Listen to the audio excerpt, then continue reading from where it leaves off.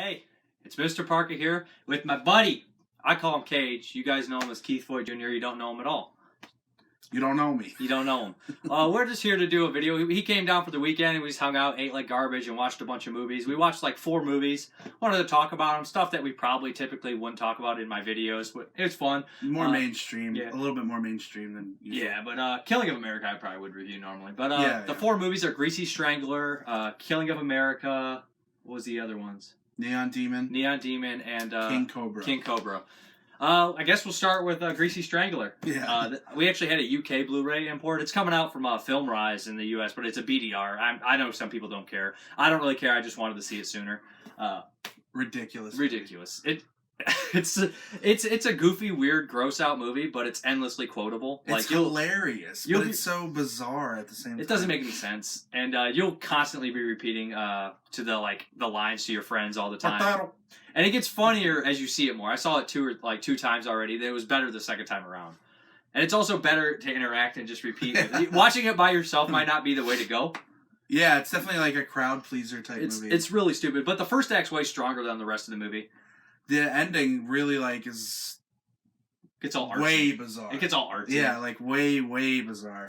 And it's just like it's a strange film. I heard it was originally like 2.5 hours. I don't know if that's true, but I couldn't watch 2.5 hours of that. No, yeah, it's too much. It's already almost a little long at 1 hour and 40 minutes. Yeah, that would be my only one criticism is cut it down like 10 minutes or something. But if you guys like gross out movies or silly movies, it's like if Trauma made like a super well made movie and it's almost like Focus. It's very well made. Yeah, very well made. It's, like I said, it's endlessly quotable. A lot of the lines will get stuck in your head. It's a very memorable movie, too. I laughed a lot. I quote it all the time. It's one of my favorite movies I've seen this year so far. I don't usually watch them twice, but it's one of those movies that you see and you immediately have to show other people. Yeah, you have to tell people about it. It's like something so weird. You're like, hey, get over here. Is it good? I don't know. That's gross.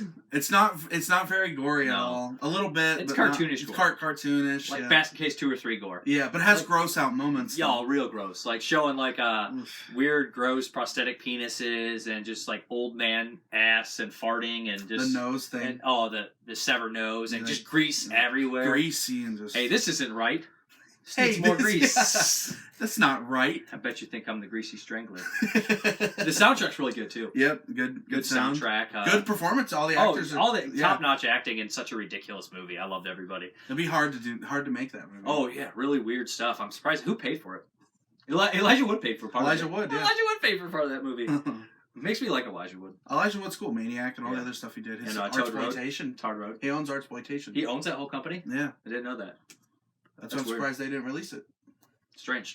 Film Rise, I think, is kind of owned. They're like some kind of weird. They release a lot of BDRs in the States. A lot of Artsploitation gets released by Film Rise, I think. Oh, okay. I'm not sure what's going on, but you'll see a lot of other titles, like I think some MVD titles even and stuff get released by on BDR. I never heard of Film Rise. But anyways, check out the Greasy Strangler, especially like really weird stuff. Hilarious. Yeah, I loved it. I think it's good stuff.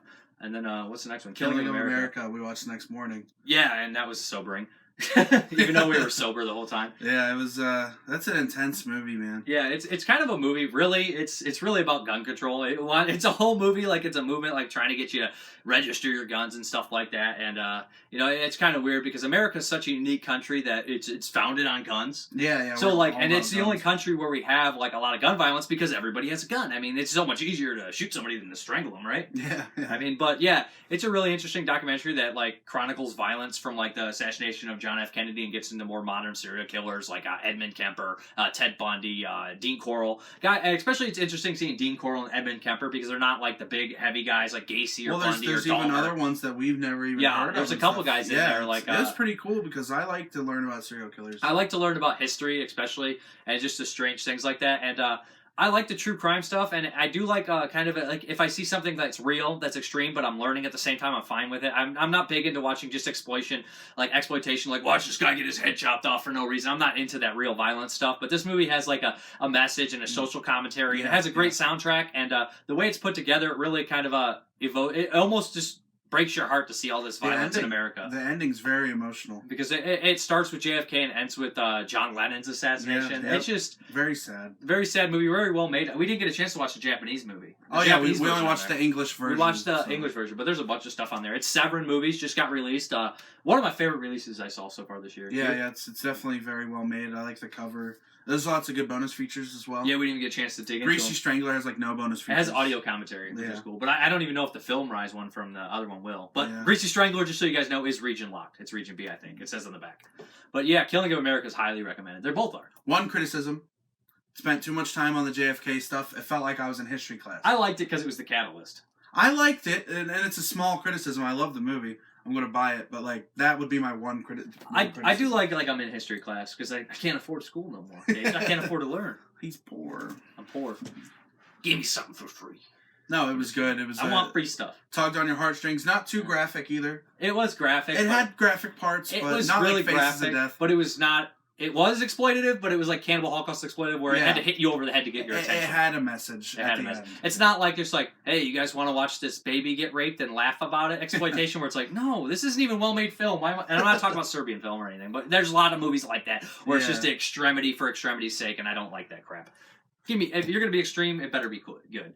Like Marian Dora, how do you say that guy's name? Like that movie, Cannibal and... I only watched Voyage to Gaithus, but that movie's extreme, but it's really like well made, and even though it's cheap, it's still good. Yeah, still artistic. Like I don't think that they were glorifying violence. Has artistic merit. Yeah. Well, another thing I want to say about Killing of America though is the music.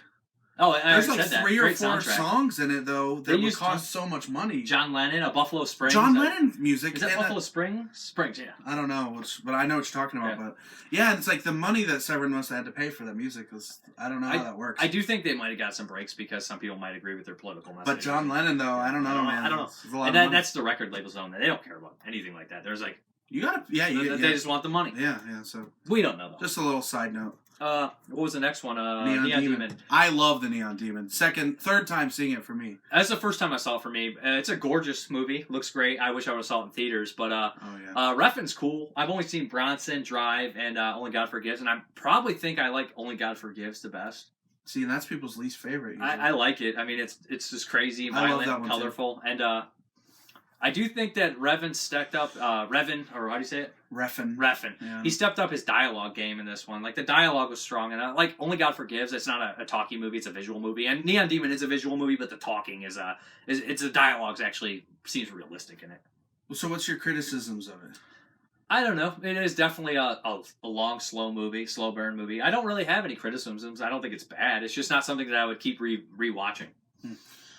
Yeah, I can't think of anything I would think that is really wrong with it. I love that movie. But I do like Starry Eyes better. I think Starry Eyes is cheaperly made, but I like it better. No, and you think they're similar? I think that not the way Young it is. Girl I think Goes to Hollywood. I mean, that's it. But it's like other than that, they're completely different in tone and everything. So is Eat, but I think that they're similar in a way. But I also think that the way it's brought out is different. The way it's done. I like Starry Eyes, but I like this similar setup. Even better. Different. What is the word I'm looking for here? Same setup, different delivery. Yeah, but I think it's a cool movie. I think if you like his movies, you like his style. I love movies with color, and he's a color fanatic. He's like the king. But isn't he actually colorblind? I heard that. Oh, I don't know. That would be interesting. That'd be cool. That would be good though. That'd be cool. Then the last one was Burt Reynolds' Cannonball Run. Yeah. The sequel though. Yeah, actually it was the one without Burt Reynolds. It was like a third one or something. He wasn't in it. But he still got a credit. Yeah. Just say it was like written characters by Burt Reynolds. Legal issues and stuff. But we watched King Cobra. King Cobra, which a lot of people watching this probably haven't heard of that. No, I actually didn't hear about it until you said something. It's about the life of Brett Corrigan, who's actually a gay porn star who I was like, oh yeah, he's actually, for horror fans out there, you guys would know him from Chillerama. He's in the segment by Tim Sullivan. And he's like the twink in that who turns into like the gay werebear thing. Yeah, guys, it sounds weird, but it's basically the life story of not life story, but it's like his like rise in this murder kind of mystery. I don't want to give too much away, but what I will say about the movie is it's amazingly well acted. Like Christian Slater in the movie does like a role that you would never maybe one of his best performances. Probably, yeah. And James Franco's always good. Franco's great. Really intense in it. And the guy who plays James Franco's boyfriend in this movie I've never seen him before. Yeah, I wonder who that is. He's really good. He has a unique talent where he can be like kind of effeminate and like gay, but he also is very scary at the same time, which is kind of a weird combination because he's big and he's like aggressive, but he's also effeminate. It's like this guy would creep me out in real life because I'd be scared he's gonna kill me. Like, yeah, you kind of like don't know how to feel about him. You don't know like which way he like. He's like a damaged person too. Yeah, he's a good character. It's a pretty solid like crime movie that not a horror film. No, that I probably wouldn't have watched unless Cage was like, "Hey, let's watch this," and I was like, "All right." The trailer looked really good. I kind of like those indie movies like that. It's an IFC Midnight too. Yeah, but it well acted all the way through. Interesting kind of crime movie. Yeah. We also watched what was that Curmudgeons movie? Curmudgeons. Yeah, with Danny DeVito directed. That was kind of a lighthearted, kind of feel-good movie. 16 minutes long. Bittersweet. Did you see that coming though with who Jackie was? I didn't really think about it. Yeah, dude, that was like what? I didn't really think. We don't want to spoil it. Yeah, we don't want to spoil it. Also showed you some Henry Zabrowski stitch from Murderface. I just been recently getting this podcast called Last Podcast on the Left, and I loved it so much I immediately donated their Patreon. Basically, they'll do like funny comedic podcasts about serial killers. I know it sounds morbid. It's hilarious. But that's the Last Podcast on the Left. You need to check that out. But but he's really funny guy, and his whole skit show is like. But I showed him an episode of Your Pretty Face is Going to Hell. I've only seen the first 2 seasons. Binge watched it. Adult Swim show. Yeah, but it's good. It's funny. So funny. It's really funny. He was in Wolf of Wall Street. Yeah, I haven't seen. He's one of the stock guys, the heavier one with the beard. And I'm excited to see him in Return to Nukem High Part 2. Oh yeah, he's going to return to Nukem High Part 2 as well. But he's just a funny comedian I've just been getting into recently, and I think he's great. Also, I love the guys, Mark Sparks and Ben Kissel on that last. I wanted to talk about that for a while. Last Podcast on the Left podcast is beautiful. It's great stuff. But we got anything else to talk about? Watch just stupid, goofy shorts. We ate at some good places. We ate a lot of places. Frickers, the chicken wings. Chicken wings. We're just blogging now. And then they care. They care. I like this blanket. It's red, and on the other side it's peach. Is that a beige? I'm famous. I'm not famous. You're not wrong. We've been doing that all weekend. Wrong. We think it's funny. I know it's probably not. People are going to get upset. But it's just funny to cut people off. It's kind of like, you're getting mad. Why are you mad? Wrong. Whatever, little Ribio. Little Marco. We think it's funny. I'm sorry. They're probably offended. People where else did we? We ate at the first restaurant we ate at Wei Noodles. Good delicious Chinese restaurant. Love it. It's my favorite in Toledo. We bought some movies. Yeah. We did. No, you'll wait for your update. But Weiwei's so good that any Chinese restaurant in Toledo, there used to be like a local place that I like grew up eating. I can't eat there anymore. Weiwei was good. And then we ate at ate with Dustin Mills. Yeah. You're like name dropping people. We ate with my cousin at Frickers. Today I ate with Jeremy at Al Smith's. We've been nobody knows any of these restaurants. We're just name dropping random restaurants. So I'd recommend all 4 of those movies. I would too. At least checking them out. Yep. If it's your thing. Yeah, I'd recommend them all. You said Killing America was probably your favorite documentary you've seen in a long time. Yeah, I loved it. Oh, recently I watched it. You ever see? Speaking of serial killers, Last Podcast on the Left, Killing of America, Violence America. I rewatched that. I watched that movie Dahmer on Hulu. Oh, yeah, I haven't seen that. I never saw it. Like I thought those first like serial killer movies looked like dog crap when they came out, and I was like, and then like somebody was telling me, I was like, my friend was like, you should check that out. I think you like it. Like 5 years ago, and I was like, yeah. And then like I was like, I wonder how that is. Finally, and I watched it, and it's actually pretty good.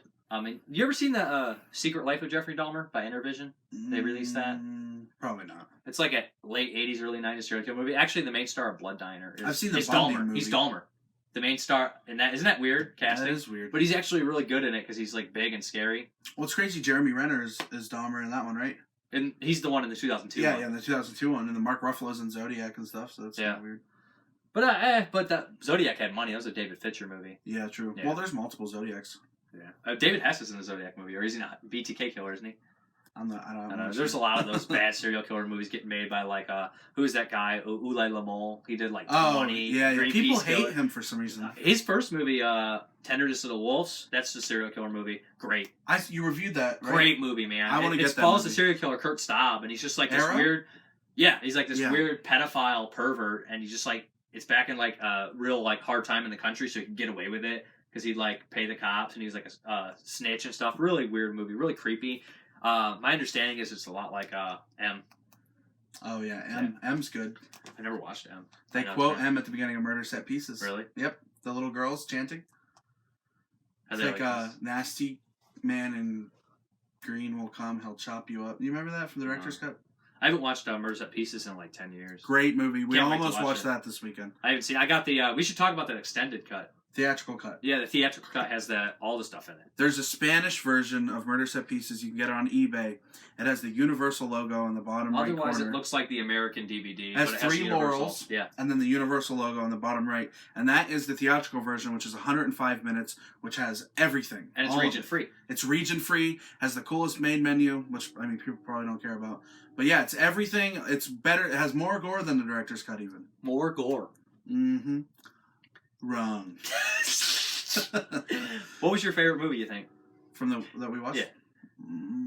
Are you gonna say wrong? No, I'm not gonna say it. It's tough. They're all different. Which one do you think? Neon Demon. Wrong. It's Killing America. For you? Killing America. Wrong.